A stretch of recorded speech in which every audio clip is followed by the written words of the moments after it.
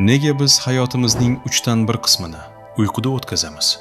Uxlayotganingizda miyangiz ichida aslida nima sodir bo'ladi? Agar butunlay uxlamay qo'ysangiz nima bo'ladi?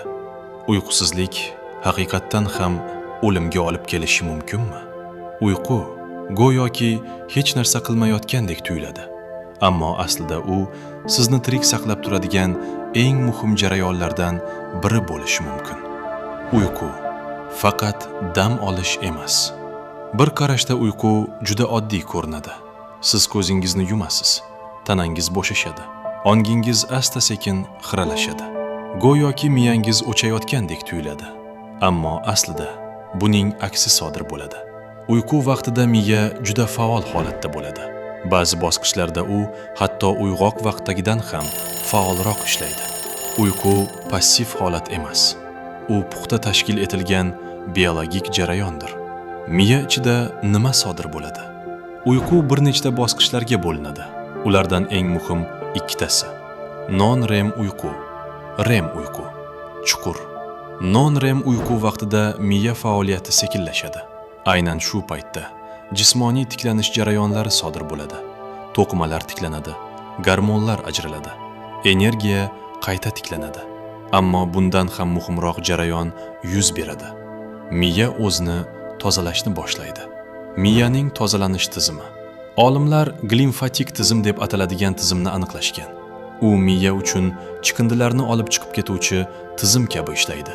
Uyqu vaqtida miya hujayralari orasidagi bo'shliqlar kengayadi. Suyuqlik miya to'qimalari bo'ylab oqib o'tadi va u zaharli chiqindi mahsulotlarni olib chiqib ketadi. Bu chiqindilar orasida Alzgeymer kabi kasalliklar bilan bog'liq oqsillar ham bor. Uyqusizlikda esa bu tozalanish jarayoni samarasizlashadi. Zaharli moddalar to'plana boshlaydi. Vaqt o'tishi bilan bu miya faoliyatiga zarar yetkazishi mumkin. Xotira va o'rganish. Uyqu xotira uchun ham juda muhim. Siz yangi bir narsani o'rganganingizda miya uni vaqtincha saqlab turadi. Uyqu vaqtida, ayniqsa chuqur uyquda, bu xotiralar qayta ishlanadi va mustahkamlanadi. Neyronlar orasidagi aloqalar kuchayadi. Muhim ma'lumotlar saqlab qolinadi. Keraksiz ma'lumotlar esa olib tashlanadi. Uyqusizlikda bu jarayon izdan chiqadi. Siz voqealarni boshdan kechirishingiz mumkin, lekin miyangiz ularni to'g'ri saqlay olmaydi. REM uyqu va tushlar. REM uyqu tushlar ko'riladigan bosqichdir. REM vaqtida miya faolligi oshadi. Tana vaqtincha falaj holatga tushadi. Hissiyotlar qayta ishlanadi. Tushlar tasodifiy emas. Ular miyaga hissiyotlarni qayta ishlash, muammolarni hal qilish va turli tajribalarni ongda sinab ko'rishda yordam berishi mumkin. REM uyqu ruhiy salomatlik uchun juda muhim. U bo'lmasa, hissiy barqarorlik buziladi. Agar uxlamasangiz nima bo'ladi? Uyqusizlik tanaga deyarli darhol ta'sir qila boshlaydi. 24 soatdan keyin diqqat susayadi. Reaksiya vaqti sekinlashadi. 48 soatdan keyin xotira ishonchsiz bo'lib qoladi. Qaror qabul qilish qobiliyati yomonlashadi. 72 soatdan keyin gallyutsinatsiyalar boshlanishi mumkin. Haqiqatni idrok etish beqarorlashadi. Miya normal ishlash qobiliyatini yo'qota boshlaydi. Haqiqiy tajriba: 11 kun uyqusiz. 1964-yilda Randy Gardner 11 kun uxlamay turib jahon rekordini o'rnatgan.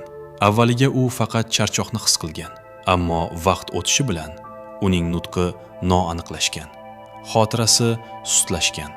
U gallyutsinatsiyalarni boshdan kechirgan, diqqatini jamlay olmay qolgan va harakat muvozanati buzilgan. Oxiriga kelib uning kognitiv qobiliyatlari jiddiy darajada izdan chiqqan.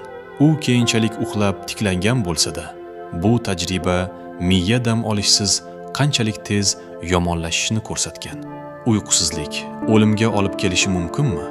Ko'p hollarda odamlar uyqusizlik halokatli darajaga yetmasidan oldin uxlab qolishadi. Ammo uyqu deyarli imkonsiz bo'lib qoladigan, kam uchraydigan bir kasallik bor. U o'limga olib keluvchi oilaviy uyqusizlik deb ataladi. Bu kasallikka chalingan odamlar asta-sekin uxlash qobiliyatini yo'qotadi.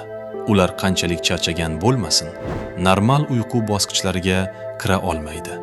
Vaqt o'tishi bilan miya yemirila boshlaydi, tana zaiflashadi va oxir-oqibat bu o'limga olib keladi. Bu juda muhim haqiqatni isbotlaydi. Uyqu ixtiyoriy narsa emas. U tirik qolish uchun biologik jihatdan zarurdir. Nega uyqu evolyutsiya jarayonida paydo bo'lgan? Uyqu xavfli ko'rinadi. Siz uxlayotganingizda himoyasiz bo'lasiz. Tez javob qaytara olmaysiz. Atrofdagi voqealardan bexabar bo'lasiz. Evolyutsion nuqtai nazardan qaraganda bu kamchilikdek tuyuladi. Shunga qaramay, ma'lum bo'lgan har bir hayvon turi qandaydir shaklda uxlaydi.